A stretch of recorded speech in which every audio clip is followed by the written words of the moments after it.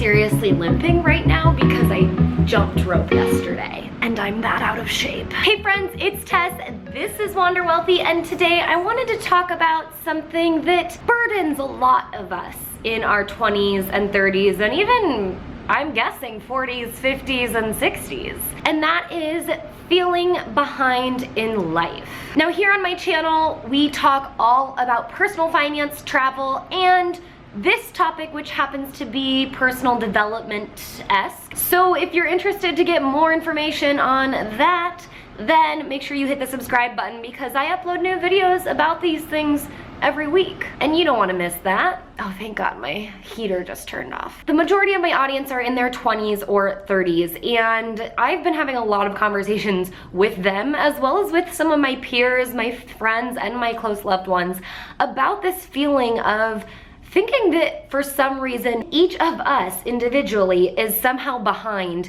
in life. And I think this boils down to two big things. Number one is the fact that now that we're out into this adult world, we don't have this progression system that we were so wired to have. Ever since we went to kindergarten to when we graduated from college, we had a progression system.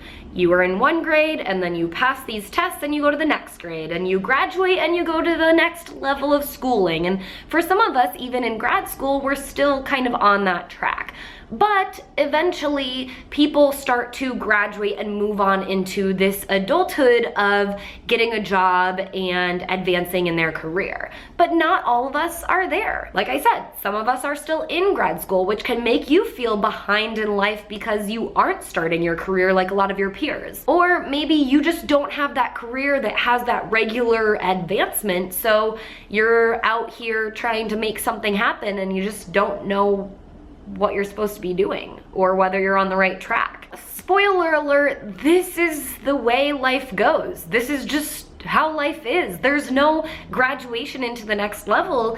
Now we just have to live life. That's it. And so unfortunately, there's no real way to gauge where you are in life. So the idea of feeling behind, really, you're not behind. You're just living your own path and journey. But I get it. You probably get into this comparison system of looking at your friends and being like, well, they are making $50,000 a year. Why am I only making 30? Or, well, they are buying a house. Why am I still living in this shitty apartment? Or, well, they are getting married and having babies.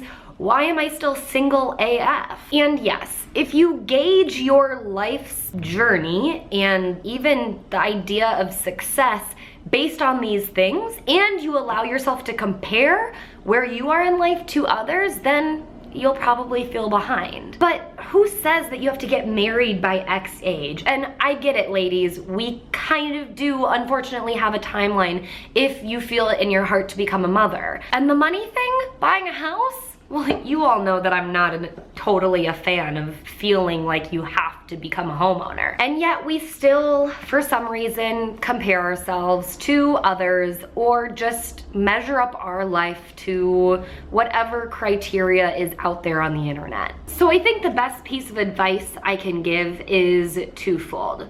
First of all, know that you're not alone at all. Literally everybody I talk to feels behind in life in some way, shape, or form. Unless they're 60 and they feel like, man, I've done a pretty good job. So just keep your eyes on your own path and trust the process and the journey that you are on. Trust that where you're at in life is where you're supposed to be, because if you were supposed to be somewhere else, you'd be there by now. You really just have to focus on your own shit and accomplish your goals, not someone else's goals. And that leads me to getting rid of this comparison game. And I do think that social media makes it so much worse. People look at me and think, wow, I wish I could travel the world like she does. But I look at other people and think, wow, I wish I could have a steady income like he does. So just realize that we're all comparing ourselves to everyone else. And sometimes the best thing you can do is turn it off. Just get rid of it or unfollow. So recognize that. Recognize that this feeling is normal. but we have to focus on our stuff, on our path and the place in our life that we're on, and trust that that's exactly where we're supposed to be, and focus on that next step for you, not for anyone else. And then second is recognize that comparison is the thief of happiness. And if you really want to stop feeling behind in life, then stop comparing your life to other people, because like I said, everyone's on their own journey and we're all needing to take the individual steps that we want to take when we want to take them. And just because I'm obsessed with talking about money, I'll say this when it comes to the financial piece. I've mentioned this before and I'm going to repeat it again. There is no standard benchmark or place that you need to be at any given point in time in your life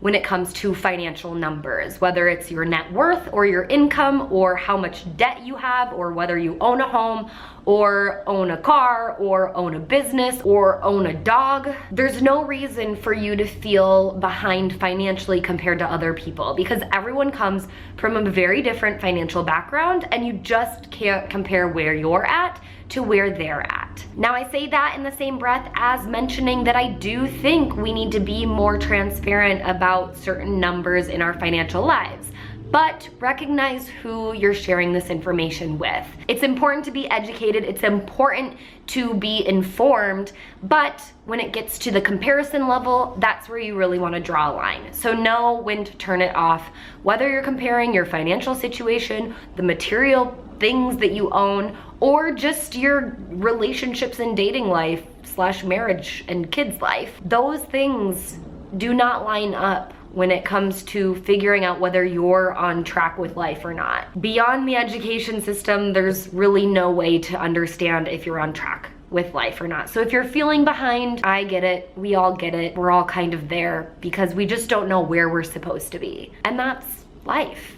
That's this process. That's the thing that you graduated from high school or college into, is now a never-ending educational path that has no more graduation dates until you die. Then, yeah, that would be graduating. So I hope that this little pep talk comes as one that happened at the right time and maybe helps you realize that you're probably exactly where you need to be, and trust that. If you liked this video, make sure you give it a thumbs up. It really supports my channel, and hit the subscribe button if you're new and you want to see more videos from moi. And if you want to join a group of women who are all supporting each other on their personal development, personal finance, and travel journeys, then come to the Wealthy Wanderers private Facebook community. Go to wanderwealthy.com/FB. You can join through Facebook or just get on the email list, where I deliver exclusive content on a weekly basis all about this life and money and travel stuff. So if you want to be inspired, you want to get motivated, you want some people to hold you accountable or rally behind you, then this is the place for you. Until I see you all in the next video, I hope you wander wealthy. Now go kick life's ass.